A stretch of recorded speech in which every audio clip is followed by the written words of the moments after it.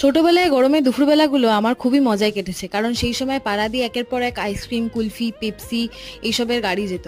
আর ঠিক সেই সময় মা, মামা, দিদা, দিদুনের কাছ থেকে 5-10 টাকা নিয়েই আমি আমার দিদি ছুটতাম। আজও সেই সময়গুলোর কথা মনে পড়লে কি ভালোই না লাগে।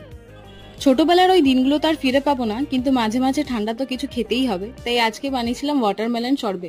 প্রথমে তরমুজগুলোকে ছোট ছোট করে কেটে একটা কন্টেনারে নিয়ে ওভারনাইট ডিপ ফ্রিজ করে নিয়েছিলাম। পরদিন একটা মিক্সিং জারে ওই ফ্রিজ করে রাখা তরমুজগুলো দিয়ে 2 টেবিল স্পুন মতো মধু দিয়ে আর একটু লেবু দিয়ে ভালো করে ব্লেন্ড করে নিলেই কিন্তু রেডি আমাদের হেলদি অ্যান্ড টেস্টি ওয়াটারমেলন শরবে।